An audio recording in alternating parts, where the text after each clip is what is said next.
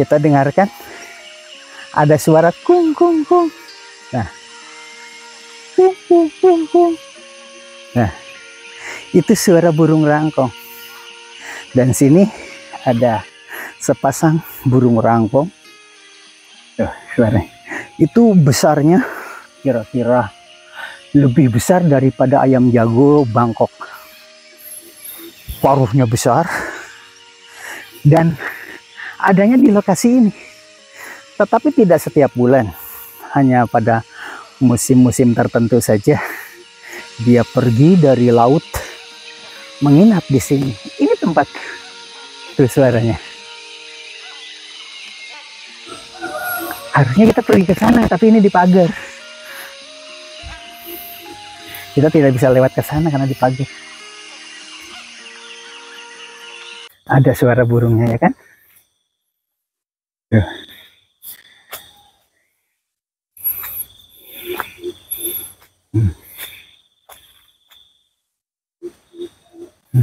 Suaranya di situ adanya. Iya kan? Kita akan mencari di mana sumber suara itu.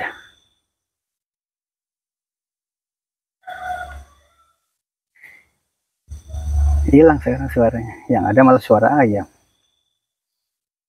Kayaknya di belakang rumpun bambu ini. Tampaknya.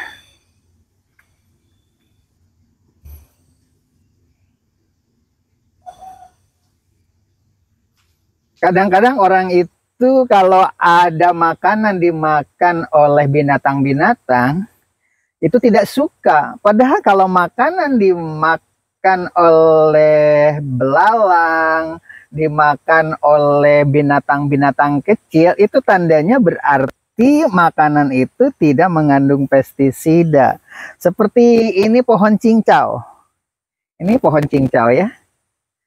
Daunnya yang lebar-lebar, ini adalah cincau kebo itu namanya. Nih, cincau kebo. Yang berminat membeli daun cincau dari alam dengan cara panen sendiri, silahkan komentar di bawah ini. Itu karena cincaunya itu kalau ada yang perlu disuruh mengambil sendiri, silahkan ngambil sendiri gitu. Karena saya ada di Jakarta, ada di Bekasi, mereka ketika mengambil daun-daun ini itu di sana ada orang yang dibayarnya kepada siapa saja yang ada di lokasi tersebut.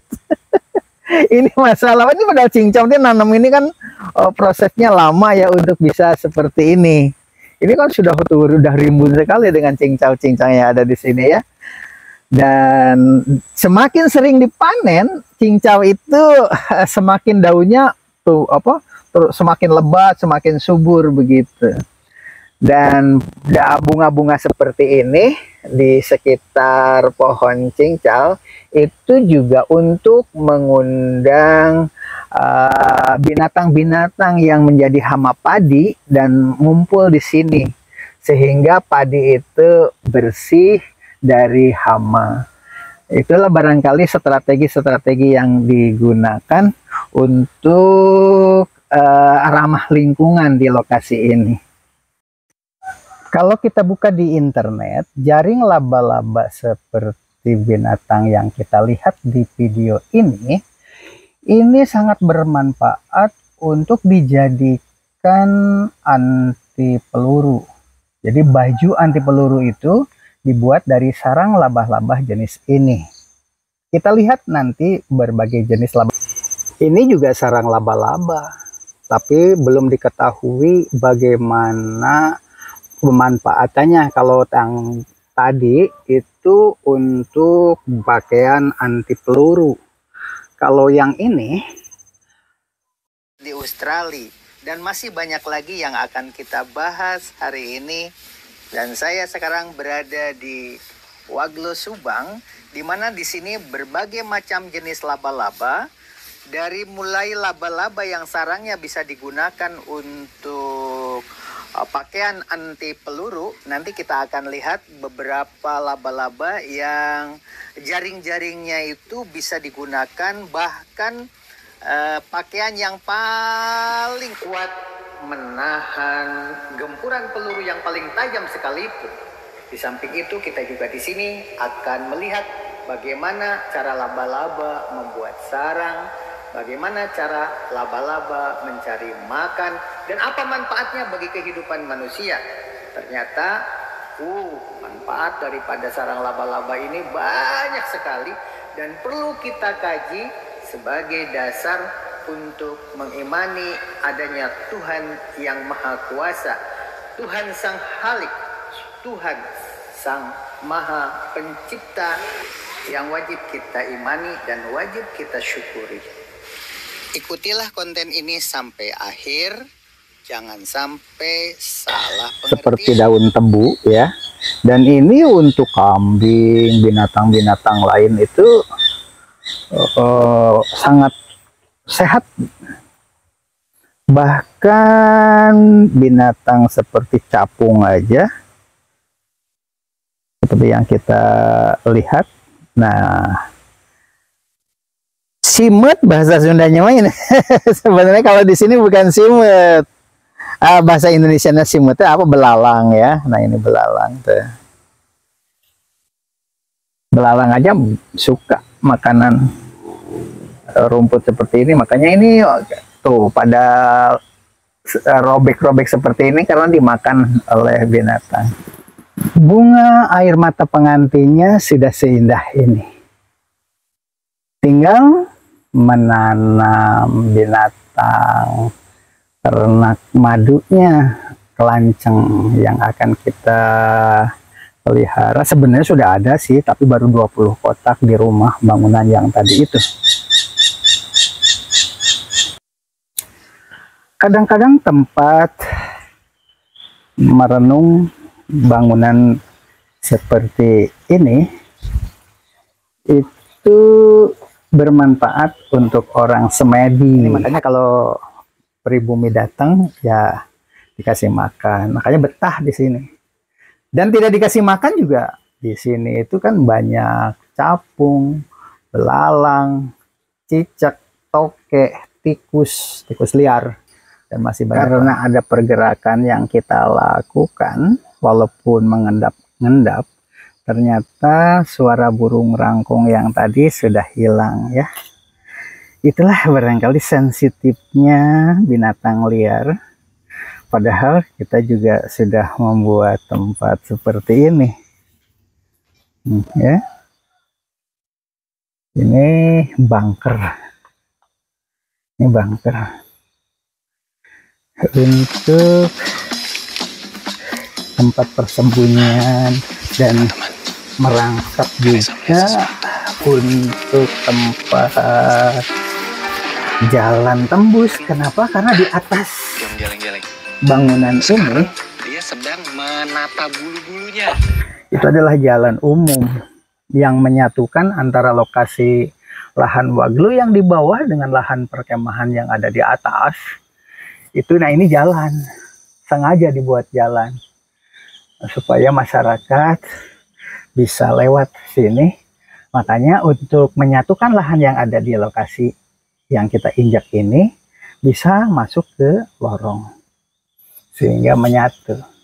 Nah, lorong ini adalah untuk mempersatukannya. Ciri dari negara yang subur dan makmur, gemah ripah, loh jinawi, itu salah satu diantaranya rakyatnya itu taat pada aturan. Tidak seperti terjadi di beberapa lokasi, bukan hanya di sini di Waglo saja ya. Kemarin kan katanya ada 4 ekor kerbau hilang, dicuri. Kemudian mobil saya juga tengah malam jam 2 itu dibongkar mesinnya, dan masih banyak lagi. Bahkan di sini ada rumah tentara yang masih aktif, baru dibangun villa, isi rumahnya televisi, kulkas hilang. Nah, mengenai tumbuh-tumbuhan di sini, baru kita menanam pisang, menanam tumbuhan apapun, tetapi yang namanya pohon manggis, pohon rambutan, itu kita tidak bisa manen. Bukan hanya di sini ya, di Bekasi juga sama peristiwanya seperti itu. Hanya ada adab yang perlu sepakati kalau di Bekasi di beberapa tempat tertentu itu tumbuhan rambutan, nangka, duren aman-aman saja. Tetapi kalau yang punya sudah datang mengambil sebagian, maka besoknya tumbuhan yang ada di sana buah-buahnya habis. Setelah dikonfirmasi ke Pak RT, Pak RW setempat, Pak, kalau budaya di sini, kalau yang punya sudah mengambil, itu tandanya yang lain itu boleh diambil karena barang sisa. Oh, budaya di sini begitu. Nah, itu patut kita hormati ya, kearifan lokalnya seperti itu. Tetapi kalau tidak pernah dipanen, walaupun berjatuhan juga, warga setempat tidak akan berani mengambilnya. Beda dengan di lokasi-lokasi tertentu termasuk di sini.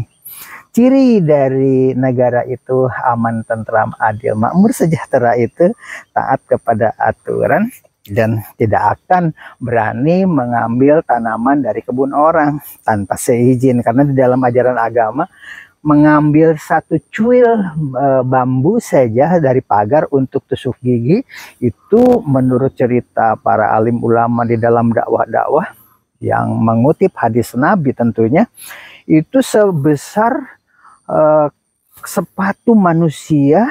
Api nerakanya itu disimpan di ubun-ubun. Bayangkan, hanya untuk tusuk gigi saja mengambil dari bambu atau kayu bakar, ngambil secuil untuk tusuk gigi, ternyata hukumannya api neraka sebesar sepatu disimpan di ubun-ubun. Itulah barangkali sebagai bahan gambaran. Nah, ini juga karena habitatnya rusak semakin sedikit. Habitat itu adalah tempat dia tinggal. Contohnya. Mang Ujang, biasanya lamun sehari-hari selain hari Minggu itu gerbang sok dibuka teh. Anu nyamual anu renang atuh ari dikunci mah. Oh, Mang Ujang mah di dieu. Ari Mang Ujang mah di dieu mah teu jadi masalah. Oh gitu nya, bener Ujang. Yang kemurang diiklankan di baheula teh loba datang ka dieu teh karena diiklankan lewat Facebook, lewat Instagram, ieu mah tara.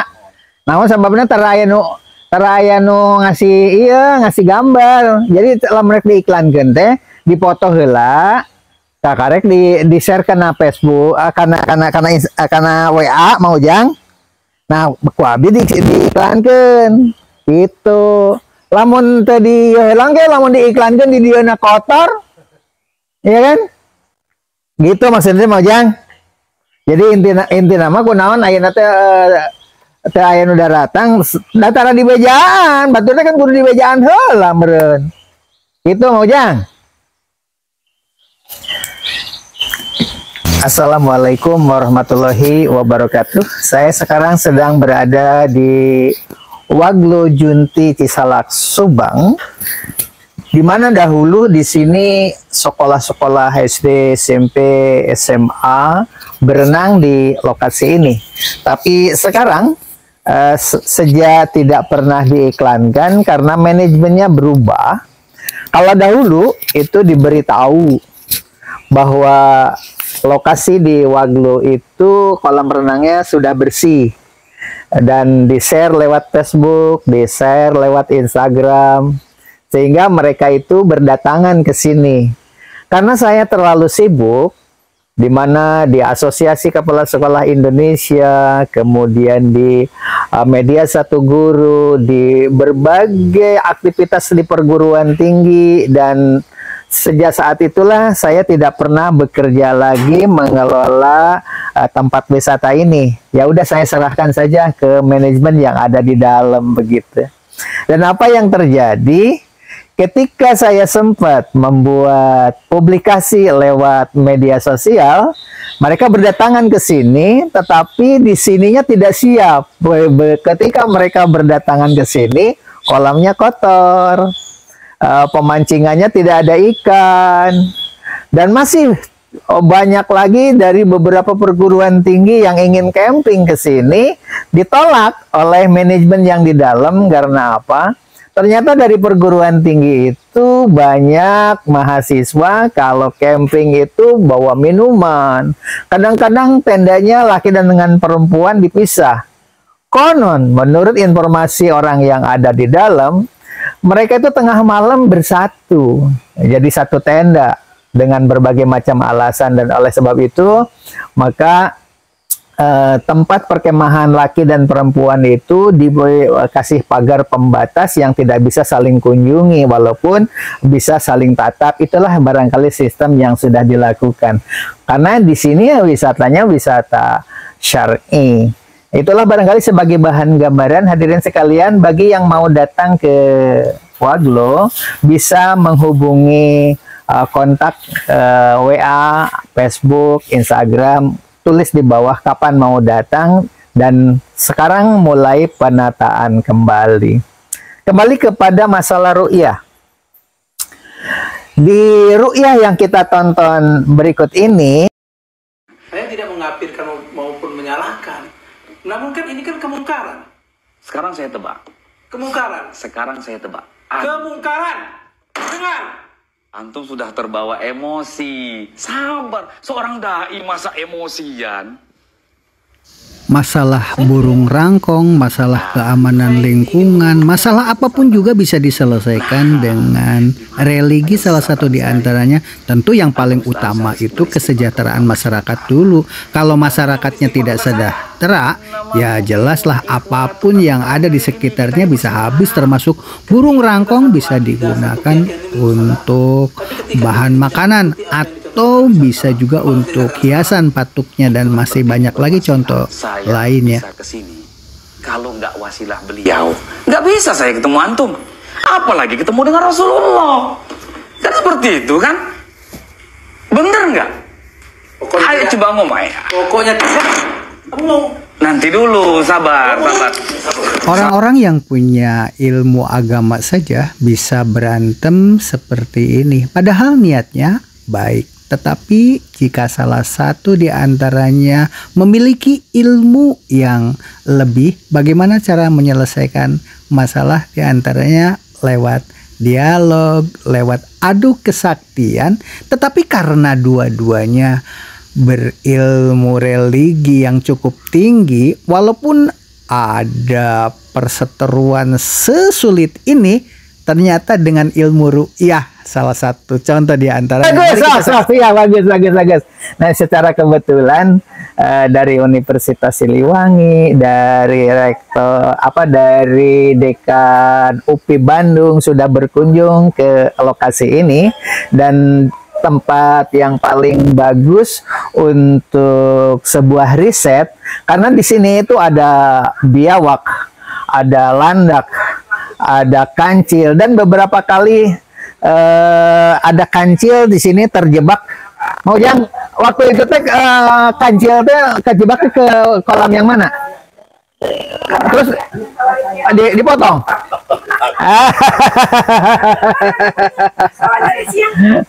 Bagus, sebentar dulu ini mau bicara, ngobrol nih. Ya udah jalan-jalan sebentar aja dulu. Dulu itu di sini ada kancil masuk ke, Assalamualaikum. Ada kancil masuk ke sini. Di sini tuh banyak kancil dari atas itu, dan di salah satu di antaranya saya minta ke Mang Ujang kalau ada kancil lagi kecebur ke kolam jangan dipotong, dipelihara. Itu kira-kira kalau di sana nanti, karena kan kancilnya datangnya lewat tanah Om Agus di situ.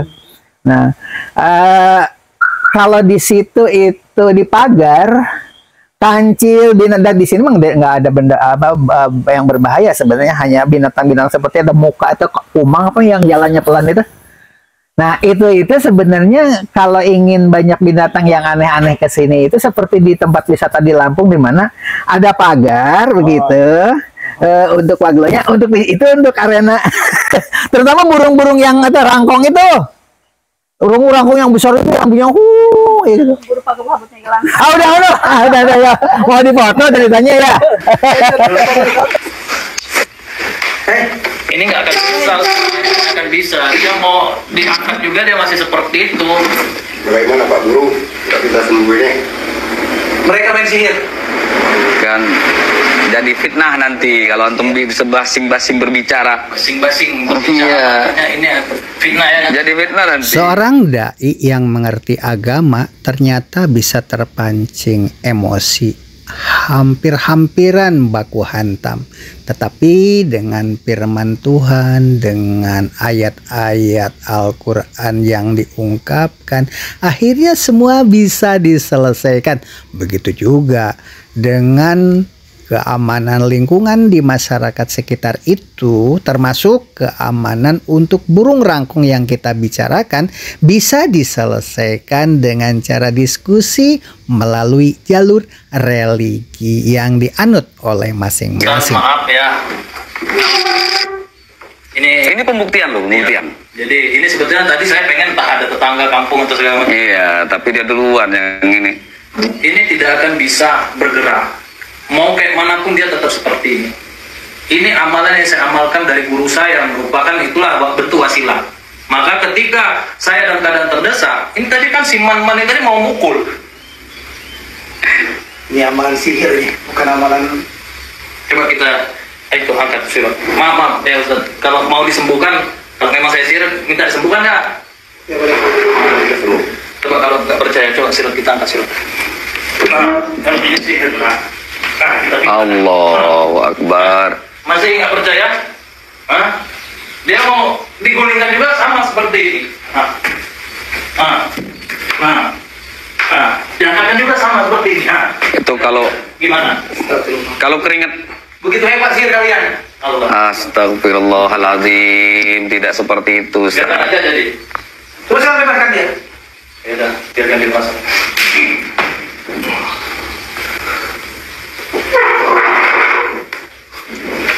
Bangun. Kalian tidak sopan rumah saya.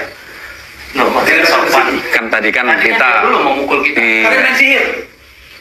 Dalam konten ini, akhirnya salah satu di antara alim ulama, di dalam kisahnya kan begitu ya, dia mengusir tamunya yang memiliki ilmu kanuragan tadi.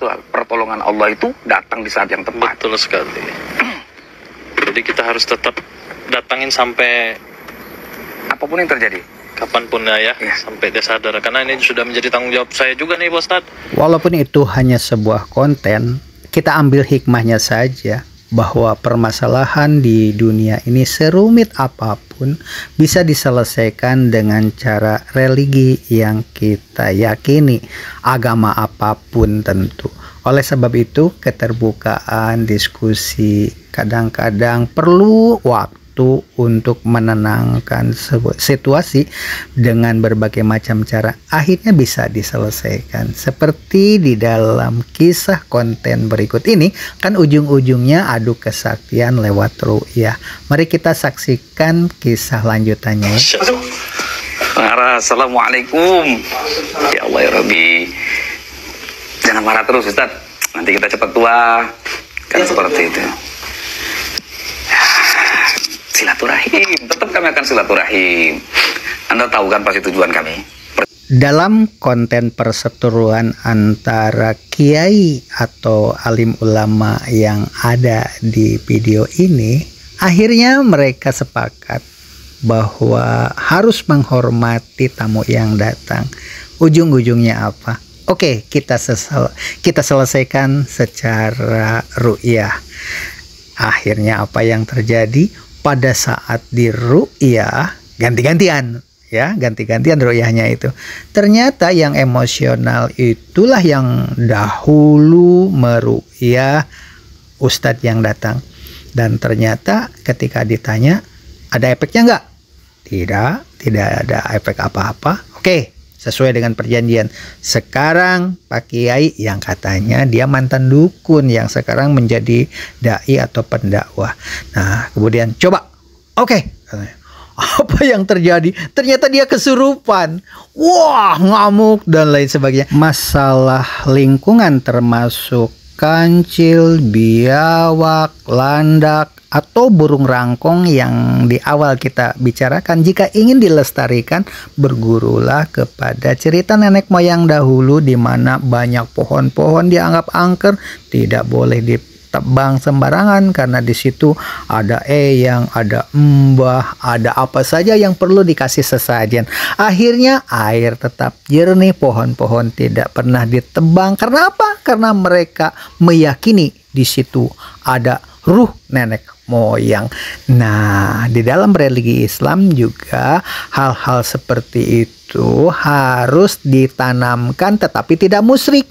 Bagaimana caranya? Logika barangkali bahwa beramal baik itu mengambil paku dari jalan, dibuang ke pinggir jalan, itu adalah ibadah yang paling sederhana. Atau melestarikan alam, air yang bersih tidak boleh dikotori, binatang yang sekiranya layak dimakan jangan sembrono, tetapi disesuaikan dengan ramah lingkungannya, jangan berlebih-lebihan, dan masih banyak lagi. Sayyidina Muhammad wa ala ali Sayyidina Muhammad. Bismillahi arqik wallahu yashfik min kulli da'in yu'dik wa min syarri hasidin idha hasad wa min syarri kulli dhi'in adhibil ba'sa rabban nas ishfi wa anta syafi ukhruj ya Allah. La shifaan illa sifauka. As'alullah. Kreativitas bergelora di dunia maya, pikiran bebas terbang, imajinasi terwujud. Edukasi global di jari kita semua, agar menginspirasi pemuda generasi baru. Edukasi global di jari kita semua, agar menginspirasi pemuda generasi baru.